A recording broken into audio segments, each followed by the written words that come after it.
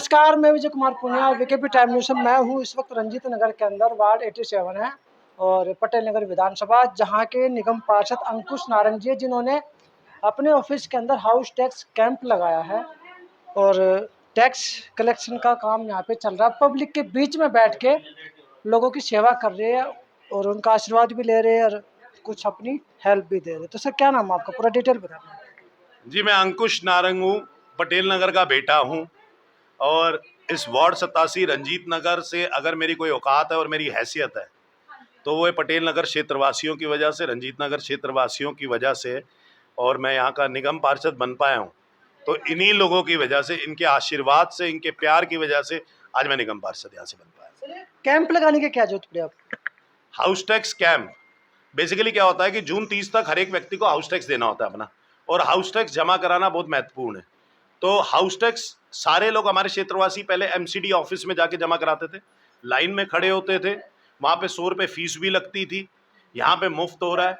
दूसरी बात, वहां पे जाके लाइन में खड़ा होना, अगर कैलकुलेशन गलत हो गई, चेक गलत भर दिया या फॉर्म गलत भरा हुआ है तो दोबारा से वापसी आना, अगले दिन फिर जाके लाइन में खड़े होना, या फिर फॉर्म के साथ चेक जमा करा के आना, फिर अगले दिन जाके फिर रिसिप्ट लेना, ये बड़ी दिक्कत होती थी क्षेत्रवासियों को। तो इसलिए हमने यहाँ पे हाउस टैक्स कैंप लगाया है ताकि हम लोग क्षेत्रवासियों का यहीं पे हाउस टैक्स जमा करा सके, यहीं पे जमा करवा के यहीं पे उनको उपलब्धि दे सके हाउस टैक्स की, और लोग यहाँ पे सुलभता पा सके। और लोगों ने चुना इसलिए है ताकि कहते हैं कि आपका पार्षद आपके द्वार होना चाहिए, वैसे मैं हर एक द्वार जाता हूँ और हर एक द्वार जाके हाउस टैक्स जमा करवाता हूँ। सर, एक बात यहाँ पे भी आती है कि जो भारतीय जनता पार्टी वो आपके कामों को भी रोकती है। जो आप लोग अध्यादेश लेके, अध्यादेश के खिलाफ जो है आप जो है विपक्ष को भी एकजुट कर रहे हो, लेकिन जो है कांग्रेस साथ नहीं दे रही। अरविंद केजरीवाल ने भी अभी जो 2 दिन पहले मीटिंग हुई थी सभी विपक्षी पार्टियों की, उसमें कांग्रेस को ने समर्थन ना देने की वजह से मीटिंग छोड़ के चले गए थे। तो इसको आप कैसे देखते हैं?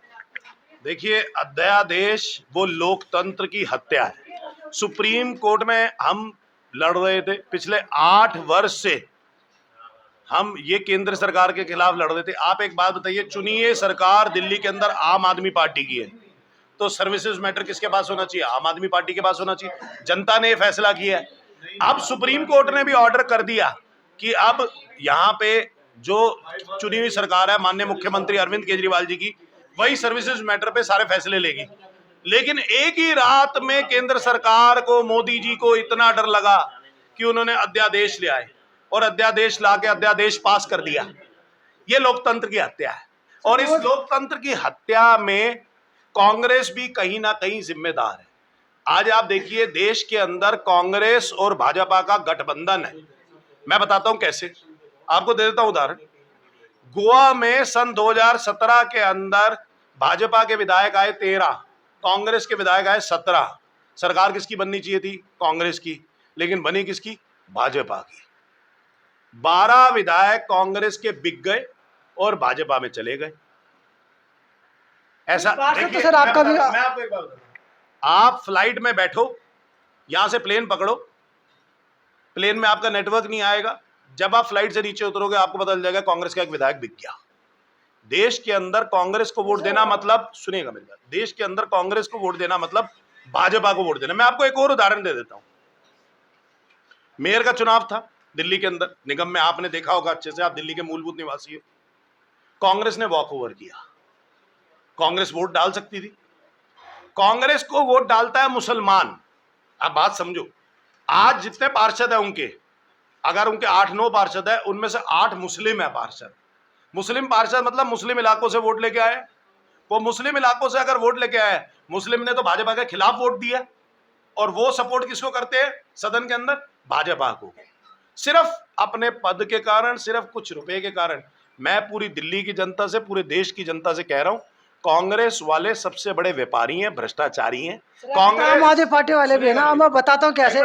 कांग्रेस को वोट देना यानी कि वो आपके वोट का सौदा करेंगे और वापसी में आपको कुछ भी नहीं देंगे। दूसरी बात, आप कांग्रेस को वोट दो, वो सीधा सीधा भाजपा को वोट जाता है। कांग्रेस कभी भी स्टैंड नहीं ले सकती। कांग्रेस का राहुल गांधी वो हुआ, हमने आवाज उठाई कि हम कांग्रेस के साथ नहीं है, लेकिन ये लोकतंत्र की हत्या है कि अगर किसी एमपी को आप ऐसे उसकी सदस्यता को रद्द कर देते हो। हमारा कांग्रेस, हमने उस जजमेंट के खिलाफ बोला कि जजमेंट से हम सहमत नहीं है, लेकिन कांग्रेस के अंदर गट्स नहीं है कि कांग्रेस मोदी के खिलाफ आवाज उठा सके, क्योंकि मुझे लगता है इनको ईडी और सीबीआई से डर लगता है कि ये भी सारे के सारे अंदर जाएंगे, क्योंकि इन्होंने पूरे 65 वर्ष देश को बर्बाद किया है, भ्रष्टाचार में लिप्त रहे हैं ये लोग, और इन्होंने देश के अंदर जितना भ्रष्टाचार फैलाया है भाजपा ने इनको भी मात दे दी है।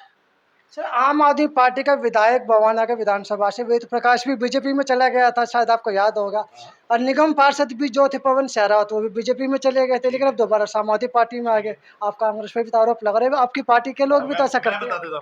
वेद प्रकाश आम आदमी पार्टी छोड़ के अपने एमएलए की पोस्ट से छोड़ के वहां पे गया, बीजेपी में गया, उसने दोबारा से चुनाव लड़ा।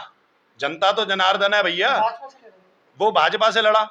हमारा रामचंद्र लड़ा बाय इलेक्शन, कौन जीता? रामचंद्र जीता। जनता आम आदमी पार्टी को वोट देती है, माननीय मुख्यमंत्री केजरीवाल जी को वोट देती है।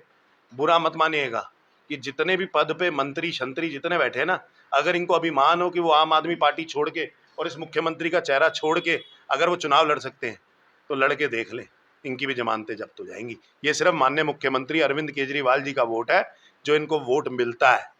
दूसरी बात, वेद प्रकाश गया, आपने 2 उदाहरण दिए।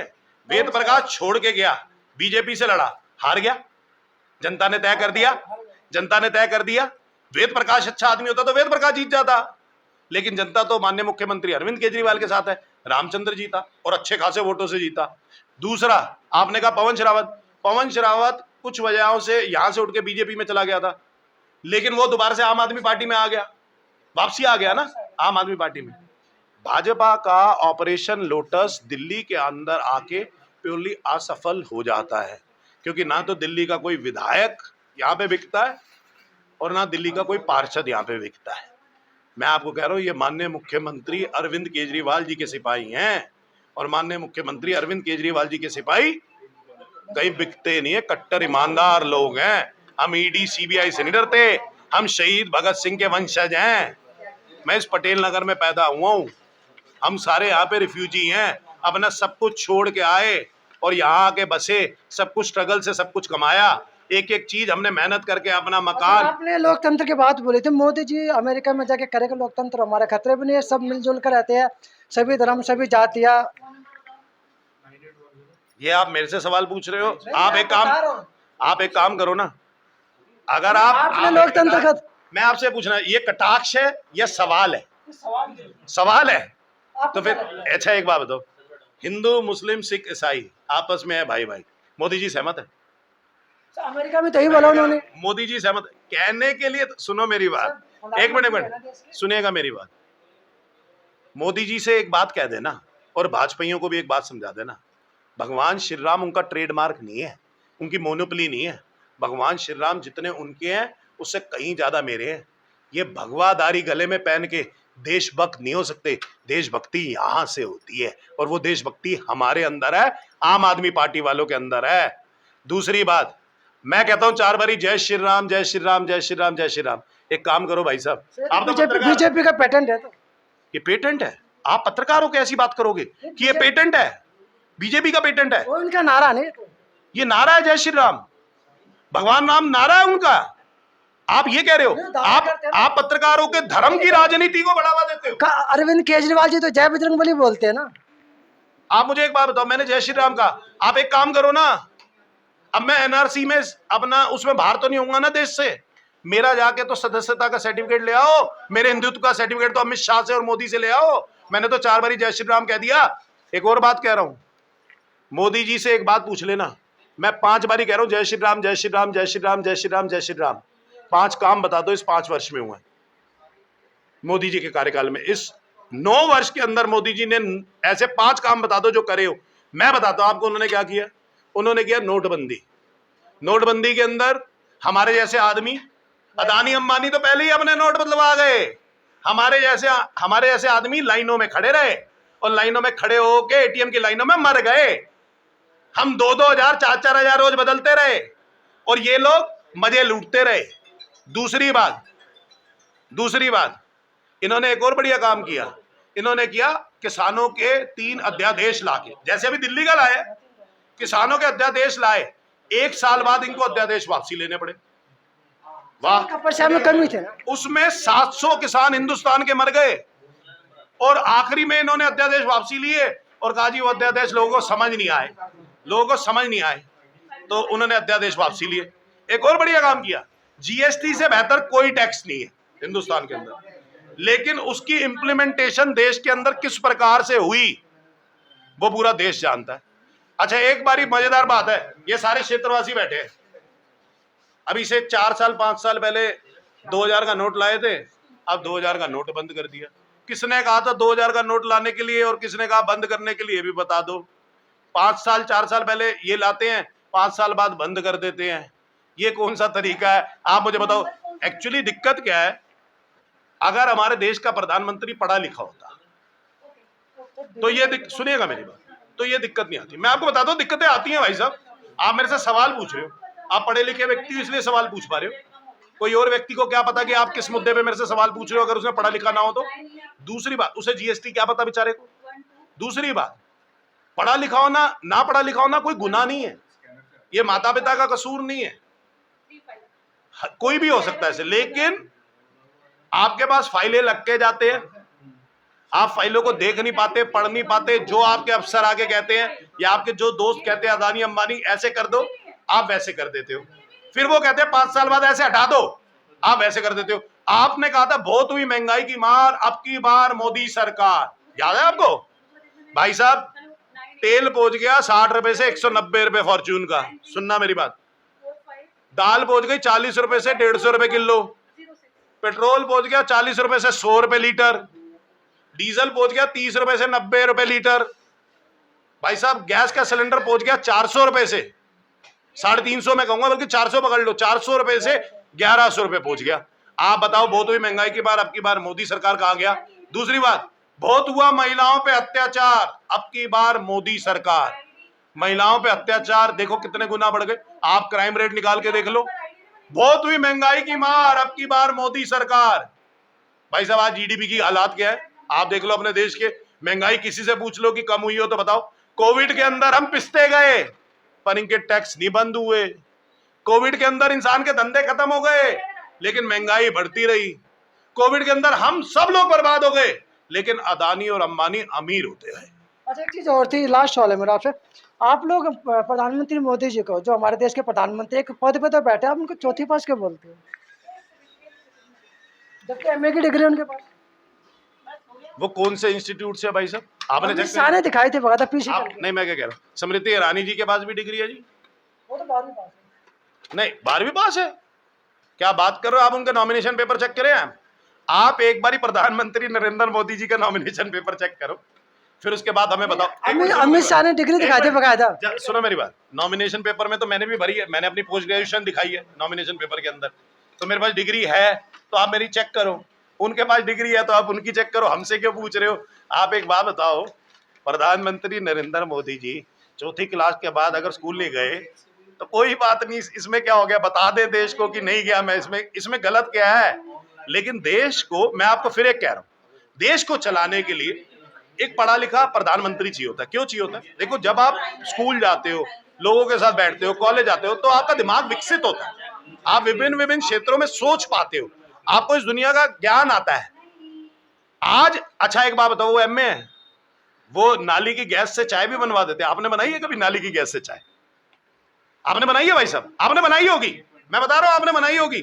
आप जो मेरे से सवाल पूछ रहे हो, आपने जरूर बनाई होगी नाली की गैस से चाय। अगर बनाई है तो हमारे बाहर भी नाली है, आजकल तो गर्मी है, बड़ी उबर रही है, अब तो बड़ी जल्दी चाय बनेगी और बड़ी जल्दी उबलेगी, तो आप हमें चाय बनवा के दिखा दो। वो ये कह रहे हैं कि भाई जिस टाइम पे बादल होते हैं, जैसे आजकल बादल है ना बादल, वो कह रहे हैं जब बादल के अंदर कोई फ्लाइट जाती है तो वो रडार में नहीं आती। यार ये कैसी बात करी, मतलब बादल के अंदर फ्लाइट चलती है, ये तो नॉर्मल फ्लाइट, ये जो आप इंडिगो देखते हो ये भी बादल के अंदर चलती है, और काले बादल भी हो उसके अंदर भी। अगर ये भी रडार में आने लगी तो हम लोग तो वैसे ही मर जाएंगे भैया। ये कह रहे रडार में नहीं आती। ऐसी बातें आप एक पढ़े लिखे मंत्री से एक्सपेक्ट करते हो? आप करते हो बात, एक्सपेक्ट करते हो? अगर आप एक्सपेक्ट करते हो तो बहुत अच्छी बात। इसके अंदर अगर देश का नाम ऊंचा हो रहा है तो बहुत बढ़िया बात है। वो चाइना के अंदर एक स्पेलिंग बोल रहे थे, 6 बारी तो एक स्पेलिंग ही बोलते रह गए। अब इसके अंदर क्या करूं मैं, इसमें मेरी गलती नहीं है महाराज, इसमें क्या है, पूरा देश हंसता है। आप उतना ही अपने आप को दिखाओ ना जितने आप हो। जिस चीज के मैं नहीं बोल सकता स्पेलिंग, उस चीज के कैसे हुए। आप एक काम करना, मुझे नहीं लगता आप प्रधानमंत्री नरेंद्र मोदी जी से मिल पाओगे, क्योंकि वो देते नहीं है अक्सर और वार्तालाप नहीं करते पत्रकारों से। उनसे कर्नल के स्पेलिंग पूछ के आना, मैं भी मान जाऊंगा एमए पास है। कर्नल तो भैया आर्मी भी उनके पास है, पूछा ना एक बार स्पेलिंग पूछ के आना, मैं भी मान जाऊंगा। प्रधानमंत्री नरेंद्र मोदी जी से मुझे व्यक्तिगत कोई दिक्कत नहीं, इंसान वो अच्छे हैं, लेकिन कोई इंसान अच्छे होने से देश का प्रधानमंत्री होना चाहिए, ये ठीक नहीं है। कोई इंसान अच्छे होने से लोकतंत्र की हत्या करे, ये ठीक नहीं है।